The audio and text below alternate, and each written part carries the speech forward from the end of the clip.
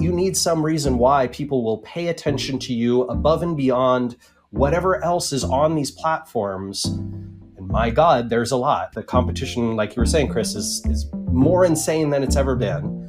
How should brands be thinking about the digital landscape today? Like, what is everybody missing? The job at the highest level is discover your customers' real sources of influence. You can't say, oh, look, ChatGPT sent us our list of the number of times our brand came up and the number of times our competitor's brand came up in every relevant question about us or every relevant chat about us. That data is not available. Marketing is going to be a lot more on faith. Welcome to Talking Too Loud, the show that's serving up the loudest takes on building businesses, top-notch products, and unforgettable brands. I'm your host, Chris Savage, and I'm joined by my producer, Sylvie. What if we were talking too loud about forgettable brands? Oh, that's an interesting idea. The first thing I thought of was MoviePass. Oh, R.I.P. Because I can remember it. So I was thinking of Quibi. Oh, I worked on a project for them, and then it. Did you really? Yeah. Did I knew this? Did you do it? I don't know. We're all twisted up. You kept that a secret, I think. We're all twisted up today because our guest made us giggle so much. That is true. Today's episode, really, I would describe it as a reality check for modern marketing, a blueprint for earning attention in a no-click world. And even I would say this is a wake-up call for anyone who is still clinging to old playbooks. We're digging into how digital attention is fragmenting, why attribution is falling apart, and what smart marketers, founders, and creators should be doing instead. Our guest built one of the most iconic brands in SEO, then flipped the script with SparkToro, helping people figure out where their audiences are actually hanging out online. He's also the CEO of Snack Bar Studio, an indie video game company. He's part strategist, part truth teller, and one of the sharpest voices on where marketing is headed next. Get ready to get loud with Rand Fishkin.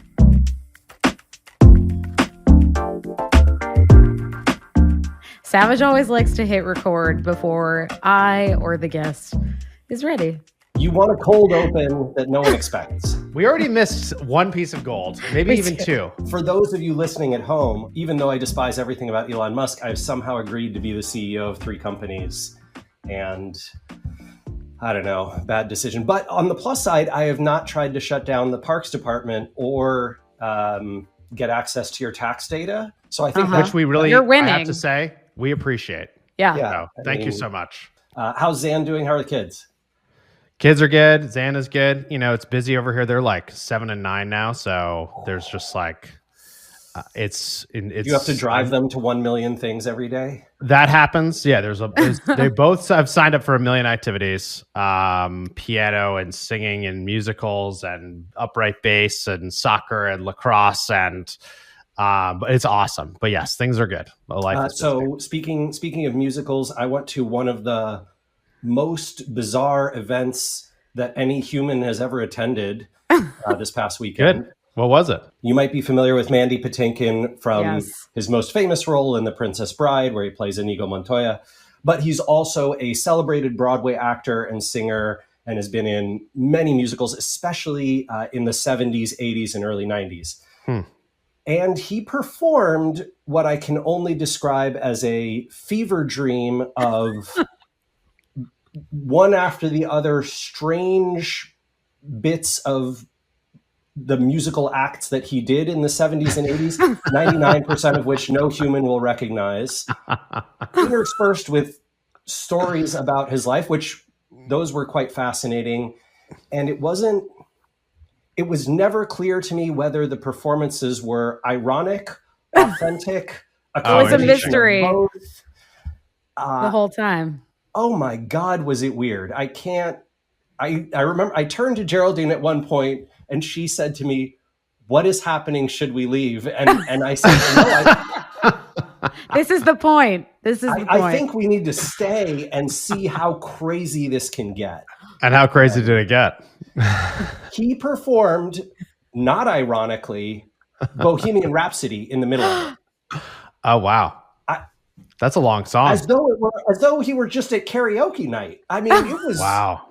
That's wild. Crazy. Yeah. That is... No words. Yes, you don't see that every day. Well, I'm glad you got to experience that. That is definitely something to talk too loud about. Yeah, I think one of the lessons that I have as a takeaway from this is the crowd loved it. Like, we didn't know what we were getting into. We had no idea why we were there. We went because some friends are big fans of Mandy Patinkin's, and we got them tickets. They also were familiar with none of these other works, nor did they know what to expect. But I think there's a powerful lesson for me, which is that if you build up a brand, even among this like relatively small niche, I love 70s and 80s Broadway shows that nobody probably has heard of and haven't been reperformed in 4 decades, you can attract an audience, when you're in your 70s. Mandy Patinkin is 74. Yeah. Incredible. That is amazing. Yeah, I was blown away. I thought to myself, boy, is this going to be me, when I'm in my 70s going on stage and talking about Google? I hope not. That would make me very sad. Well, maybe you'll be gaming on stage. Maybe you'll be playing your own games. That would be better. That would be better. With the crowd there to cheer you on. But I want to go from, you basically set us up as a transition. I don't know how you did it. Magic. It's just the way the way you do it. But like, I think one of the things that you and I have known each other a long time. And one of the things I've seen over and over is that you are early on these trends of what is happening in marketing, what's the truth, and like, where are people missing what's actually happening? And I think we need to go deeper there, and really start talking about, like, how should brands be thinking about the digital landscape today? Like, what is everybody missing that they should be doing? I mean, Chris, I've been talking about this for a couple of years now, and I think it is still the prevailing trend that for some reason hasn't gotten the traction it needs to, which is that traffic is over. Web traffic, by and large, especially referral traffic, is largely ending or gone. It's nearly gone from the social networks. Even when they do provide it, it's now dark traffic, right, where they hide the referrer data. Yeah. Traffic is dying from Google, and that is intentional, right? Google is basically using their search monopoly and the advent of AI overviews and instant answers, and the fact that consumers want it. Consumers like going to Google, asking a question, getting an answer right inside of Google's interface, and never having to click on a third-party website. It's terrible for creators, writers, business owners, and it's also the reality of the world that we live in. I think this is a very, very hard concept for the executive team of companies and marketers to resolve, because for 25 years now, marketers have been judged on their ability to drive traffic. And that shouldn't be their goal anymore. Their goal should be driving influence, which was their goal in the 20th century. The whole time. Yeah. Right? For 100 years, marketers' job was influence these people to prefer our products, to know and like our brand, and to buy from us.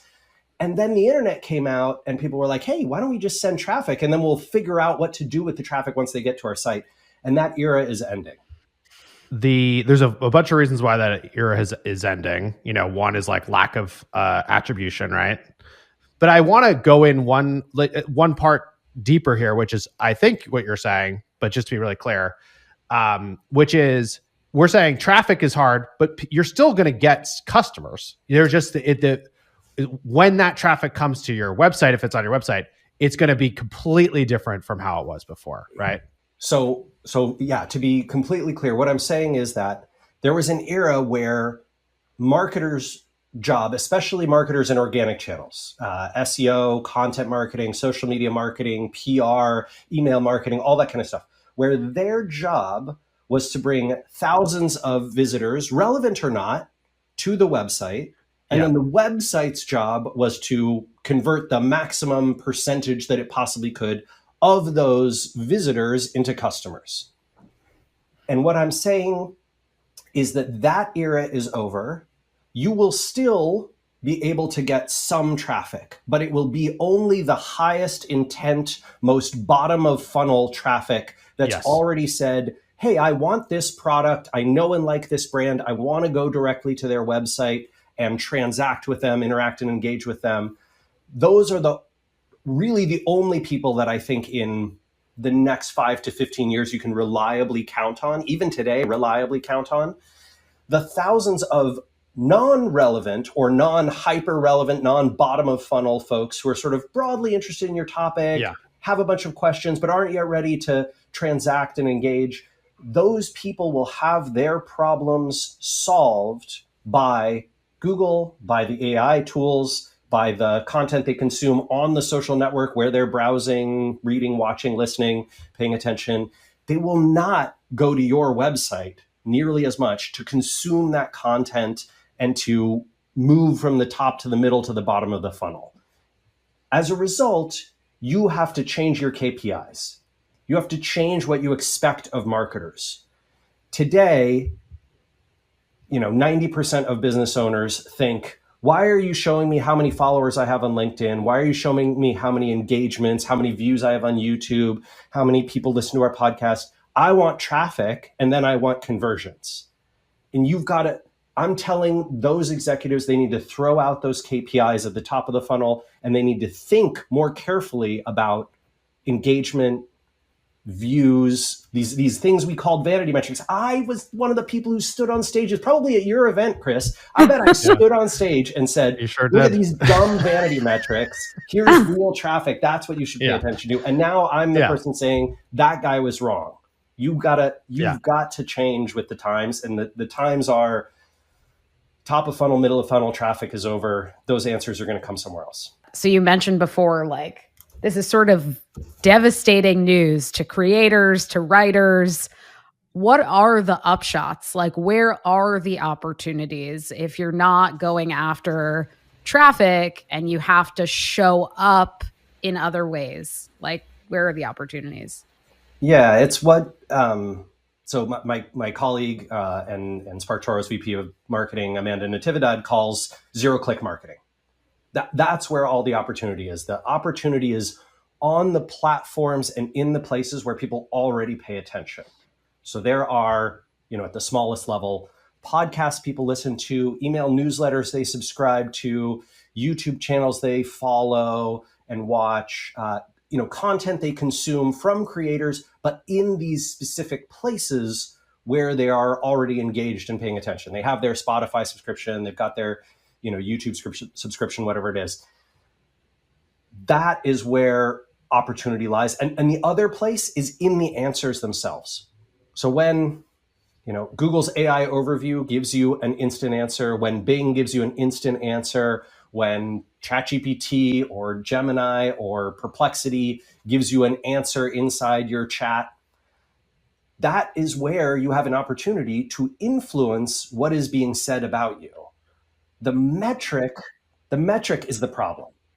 Yeah, how you measure is the challenge, Sylvie, right? You can't say, oh, look, ChatGPT sent us our list of the number of times our brand came up and the number of times our competitor's brand came up in every relevant question about us or every relevant chat about us.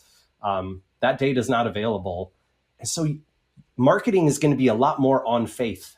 And you've talked before too about even getting yourself, your brand, into those answers. I think a lot of people they're just now starting to pick their heads up because they're seeing traffic go down, right? That's become common now for people to see, okay, my content marketing traffic is going down. I got to do something. And there are things you can do to try to help yourself be represented properly in those answers. Can you talk a little bit about that? Yeah. So almost all of these systems now use relatively the same format, which is not structured data that is entirely pulled directly from the web. It is now using these large language models, which build corpuses, right? Build giant databases, indexes of data that come from many sources. The web is certainly one of them, but as we know from the Facebook, who's suing Facebook? Is it Hachette or Penguin Random House, right? One of the big publishers. Yeah. Like Lost and Founder, my book, and Geraldine's book, If You Can't Take the Heat. Both of them were indexed without our permission and used in OpenAI's library for ChatGPT, right? So it's essentially all of this content that is being crawled and indexed and built into these models like O3 or whatever it is in ChatGPT. And those models serve up, if you want to get formal, tokens that are frequently found near and after other tokens. What they mean by tokens is words and phrases and combinations of words and phrases. So if, for example, when people write self-hosted video on the internet, in books, in magazines and trade publications and across the world, and frequently Wistia, the brand name Wistia, is associated with that. It comes after that. It's in the same sentences and paragraphs and documents very frequently. It is likely that when someone asks ChatGPT for self-hosted video options, that Wistia will come up. That is the way to do that. Now, what if you say, okay, I want to start a competitor tomorrow, right? I want to start a new brand that's going to try and be a self-hosted video tool. Well, how are you going to appear in more documents more frequently near those words and phrases than Wistia already does? That's kind of your pathway to becoming the brand that these large language model answers will give, that Google's AI overviews will give, that Bing will give, and ChatGPT and Perplexity and all the other ones. Does that sound hard? Yes. that sounds really hard. That sounds near impossible, really, because you're competing against longevity, against history, against SEO that's already been there. Momentum. Yeah. Like you're competing against Wistia. I don't think you want to do that. No, you don't want to do that. Back off. Yeah. Bitches.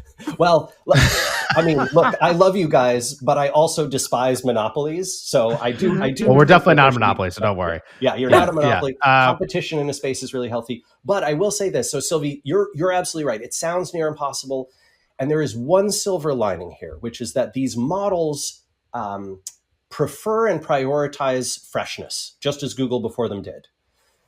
As an example, let's say that there are 1 million documents in ChatGPT's model or training data that turns into their model that have Wistia connected to self-hosted video. But in the last 6 months, there are 10,000 new documents they've found that contain self-hosted video or reasonable synonyms for that phrase. And in those documents, a new brand is more popularly featured than Wistia is. The model is likely to show that new one in addition to or even above Wistia, despite the historic precedent. So it's possible to change these things. I've seen these models change super fast. I don't know if you guys have seen some of the case studies where in very small sectors where there's not a lot of sort of content around a thing, people will go and they'll leave a few Reddit comments and threads. And Reddit is one of the fastest used indices or content sources for these models. And they'll be able to change the answers in a matter of weeks. Wow. So it's doable. Yeah, it's doable. But I feel like it's like what you're saying to tie it together, at least the way I think about it, is like you got to do great brand marketing. And in today's world, that means you need to build all this influence and be the places where people actually spend their time. And part of great brand marketing is it's hard to measure in the short term. It's not hard in the long term because it drives sales, but and this is I feel like this is the thing that is one of the upshots kind of you were asking about before, Sylvie. That's like, this is the upshot right now. It's like an exciting opportunity because if you believe in yourself, if you believe in like taking a creative approach here, and you can actually invest in doing great brand marketing, could really pay off. But again, you're going to have to trust, as Rand's saying, like you're not going to get tons of these short-term things. It's going to be real obvious in 3 years when you're the leader and you're recommended all the time. And, you see so many AI recommendations that cause people to come to your site. But you have to take a longer term view, which most people are not ready to do. Yeah. This is, there's this big danger that because of how the last 25 years of digital marketing has worked, which is essentially, you bring on a person, let's say to do SEO, the field that I used to be in, right?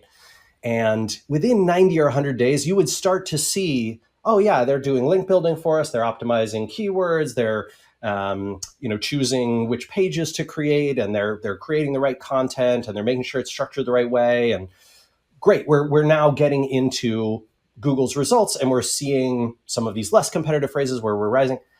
You won't see those like leading metrics in your analytics. You will not see the traffic coming directly from that. What will happen is instead you'll see views, followers, subscribers, more people searching for your brand name, more people subscribing to your email newsletter. Your conversion rate should be going up generally, but it's long and slow. In those first 90 days, you might see none of that. Are brands ready to make those kinds of investments where they won't see traction for 3 to 6 months at a minimum, and the traction they do see will be these things that have been derided as vanity metrics for 2 decades? I don't know who's willing to invest in those. What I do know is the people who are going to be the ones who win. I have a question, I guess, about showing up. So you both mentioned there's an opportunity now to really show up in different places, right? And earn trust on different platforms. How do you not fall into the like tactic chasing trap? If you're just like, okay, I need to be in more places now, so I'm going to post on LinkedIn, I'm going to post on TikTok, I'm going to post on Instagram Reels. How do you find an actual strategy to like leverage your presence on these platforms where your audience is? Yeah, so this, I think that's a phenomenal next question. So very, very wise of you. So the way I think about this is essentially, I feel like I'm talking to a professor, and I'm like, I get it. I'm in it. This is all like making sense, right? Like the dream of every professor is that their students are suddenly like, wait, I think I understand this. I do. I've never actually, I have no qualifications. I dropped out of college just for clarity. Oh, you've got qualifications. Come on. Yeah. I've seen you lecture many times, Rand, okay? We need to send you a mug that says best teacher of the year. I'll get right on that. As soon as teacher pay rates go up, I'm in. Then he's going to be there. So let's see. What I would say is if you're sold on this and you're ready to buy in, and you're like, yes, I get it. This is how I'm going to measure my success. This is what the future is going to be. But I don't want to just be chasing tactics and channels. I want to be intentional about this. I want to be smart. The job at the highest level is discover your customers' real sources of influence. If they're on TikTok, that does not necessarily mean that TikTok is a source of influence for them on your topic. And so you have to be cautious about saying, hey, our customers are, for example, on Facebook because of their demographics, or they're on Reddit, or they're on YouTube. Are they paying attention to the sources of influence in your field? Are they having relevant conversations or relevant consumption behavior in those places? If the answer to that is yes, then participation makes sense, but only if you have a unique value proposition for your content, similar to the unique value proposition that you have for your product.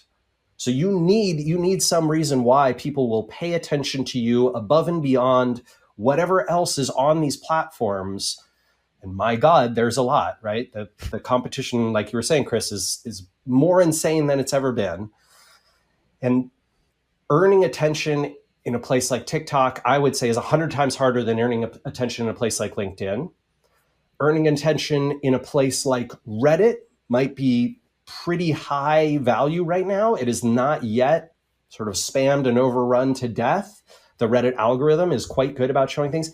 Another place with high opportunity that very few people are investing in is Google Discover, which is a content marketing sort of platform. Google Discover is, for many sites, driving 2, 3, 4 times as much traffic as Google itself, Google search. Oh, wow. Which is crazy. I hadn't heard that. Wild. That's crazy. Yeah. And I would say, too, there are niches where podcasts make the most sense. There are niches where YouTube makes the most sense. There are niches where Twitter still makes sense. There are niches where, for example, in the scientific research community, it is almost all moved to Blue Sky.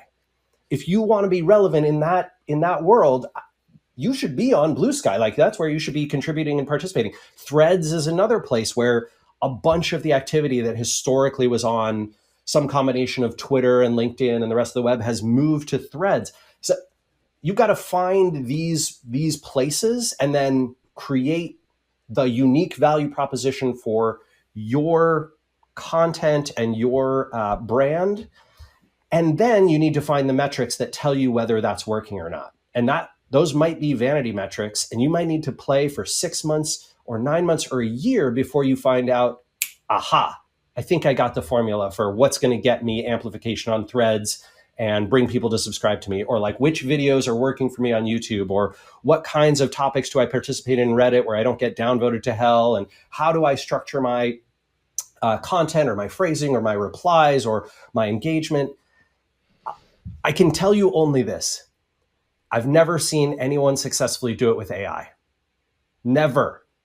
No one has ever been able to say, oh, you know what? I just have an AI bot reply to people on Threads, Instagram, LinkedIn. The AI content creation piece. And they're getting better at detecting it and shutting it down. I saw something. Yeah, that's right? Also true. But human beings, human beings who are like, oh, you can't tell the difference, blah, blah, blah. Okay, maybe you can't tell the difference, but nobody is upvoting the AI stuff. If they don't build systems in all of these platforms that manage the amount of AI content, they would already be all completely overrun. So like then the utility of them would disappear. So they can't let that happen. And therefore we know it must emphasize humans being a part of it. So then it's like, what are the unique things humans do? It's like, okay, unique experiences, unique research, like emotional takes, like detailed human stories, like things that an AI can't create because novelty. Yeah. It's interesting. I mean, also, I think you're saying something that I really like, that I just haven't heard this exact way, of the fact that like what's happening is this, there is a ton of audience and attention out there. It's just splintered across these different platforms. And people always say, which platform is the right one? And the answer is it really depends on your audience and like where you can actually make something great. Chris, that resonates. You know what we should do? We should like start a company that collects a bunch of data about where people are on the internet. Will you be the CEO? Oh my God. I already have these. I guess you are. Yeah. I think conveniently one of those jobs actually is CEO. Oh, one of them does this. Yeah. Okay. Like, I don't know if you agree with this, but we're talking about brand marketing being important, but I would say the value of brand in software is about to go up a lot. I mean, and that feels like new to B2B, where it's like, we could see companies that are literally bought. Actually, I know a company that was bought, now that I'm saying this, and it was just for the brand. And like, that did not used to be the case. People used to say brand in B2B was like bullshit, right? And like that it didn't, I always believed it mattered. Product was like product the star. Yeah, just product and go-to-market motion, but like the brand didn't matter. But in the world of like, the people are only going to come when they're really close and they're ready to go. We're saying brand matters a lot more. And the value, what that means, the value of a great brand is going to become so much higher because it's how you stand out. It's how you get those people to trust and come at the last moment to like actually purchase. Do you agree with this? Do you think this is like another thing coming? Yeah. I mean, if you look at how all of these answers are provided through whatever platform, what is YouTube going to put in your up next and recommended? What is Reddit going to surface, in the For You or popular feed? What is Facebook or LinkedIn or Instagram or Twitter or Threads or Blue Sky or TikTok going to show you? What answer is Google going to give you? Perplexity going to give you? Gemini going to give you? ChatGPT going to give you? The answer to all of those is the most popular and engaging brands in the space for the audience. That's it, full stop. So yeah, for the people who are thinking about taking their foot off the traffic gas and slamming on the brakes, I would instead say, no, you need to find a different gas pedal. The gas pedal you're looking for is almost certainly in how do we create brand notoriety, recognition, familiarity, trust through either our own content or third-party content, through content on our own site and content on other people's platforms. And you you have to do that in order to be the answer. Brand is just it's a shortcut, right? It's just like a cheat code. Yeah. If you build a brand that is easy to share, and that means easy to share in all the ways, like low straightforward processing fluency. The brand name is easy to say, spell, remember, share with other people. The branding, right? The visual language of the brand is memorable and well crafted and relevant to the problem that it solves. The product and the marketing and the messaging and the positioning all fit seamlessly together. Like, it's all this 20th century stuff that like the advertising and marketing world figured out that they did really well. And then for a quarter century, jamokes like Rand Fishkin told people, you don't need any of that stuff. You can just rank high in Google. And he was right for a while, right? Like, that guy's such a jamoke. I was thinking about also using jabroni, but I feel like I'm more of a jamoke. Jabroni. That would have been good too. Here comes the rapid fire section. So just fast as you want, just let it rip. All right. Describe SEO in one word in 2025. That face. I can't. That was a great answer. Like, can I have more than one word? Sure. Yeah. Go ahead. Okay. Influence, not clicks. Okay. Which platform do you think is the most overhyped for marketers today? TikTok. Which platform deserves more hype? Reddit, Blue Sky, Threads, LinkedIn. Okay. You're SparkToro and Wistia aside, what tools do you recommend to every marketer?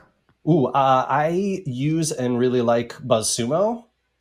What else do I use a lot of? This is going to be a weird one, but I love Mercury Bank. They're flipping awesome. That's awesome. I can't tell you how much time Mercury saves me, like, on everything. They just thought of everything. Like, whoever the CEO is sitting in the product every day giving all that feedback we talked about. That's awesome. What's the most underrated skill for marketers today? Empathy. What brand do you think is nailing audience building right now? Teenage engineering.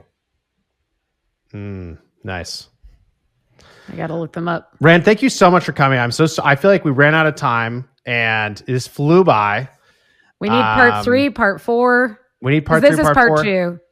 It makes me think we should be doing, what we should be doing soon? We should be doing a live episode. Ooh. Yes. And like with a lot of Q&A, I think that would be sick. Yeah, that'd be super fun. Rand, if people want to learn more, connect with you, where can they find you? My God, everywhere. Everywhere except TikTok and Twitter, which I've largely abandoned. I am Rand at SparkToro.com. If you want to send me an email, I'd love to help people. And if you want to follow me, I am most active on Blue Sky these days, where I'm Rand Fish, and LinkedIn, where I'm Rand Fishkin. Amazing. Thank you, sir. So good to see you. Yeah, likewise. Right back at both of you. Thanks for having me. One of the things that I kept thinking about throughout this conversation with Rand is we've had Rand on the show before. I've made a lot of content with Rand over the years, been to a lot of conferences. And he's talked a lot about, zero-click marketing. He's talked a lot about these changes that are happening with, less traffic from Google, being able to track your traffic less. I've talked a lot about like brand affinity, brand marketing. And for a long time, we've been in this space having this conversation before anything has changed. It was kind of like, hey, we see the signs. And the thing that felt different about today is that the change is now actively happening, right? So people's traffic is going down. The way we are searching has changed. We are getting answers from AI that we weren't before. Audiences have fragmented across all these different platforms. And so I just think these messages are just much more relevant today. And where a lot of us are feeling the pain at this moment. And also, I think, can actually live in this new reality of doing a lot more brand marketing, ramping it up, especially on the B2B side where it has not been ramped before, and trying to build that muscle of doing the right thing for 6 months, for 9 months, for a year, for 3 years, with the belief that the returns will show up. And so I think that was just like a really different tone in the conversation today from the previous ones. Yeah. I would add to that, we had Rand on, I think, in 2022. And so it was like right at the tail end of what he's called the golden age of marketing, right? Yeah. And so it all felt sort of anticipatory. And now we are fully in the change. We're in the change and we're having to make sense of it. And marketers are having to really like reconfigure what their jobs are in a lot of ways. And that's hard and scary and cool. Like it's all the things. Yeah. And hopefully, you know, this episode was able to help folks like get their foothold a little bit. I hope so. And I also think like, you know, if you take another piece away from this episode, it's like, yeah, there's a lot of stuff changing, a lot of bad stuff, a lot of opportunity. You can also have fun while you do it. That's what I always think when we talk with Rand. I mean, this guy is so passionate, so fun to chat with him. I just want to giggle with Rand. I think we just, unfortunately, like, we probably should have booked like just solid 2 to 3 hours. Still giggling. Yeah, there was so much good stuff in there. Yeah. So we loved Rand. We hope you do too. And please rate and review the show wherever you consume it. It helps us get the word out there.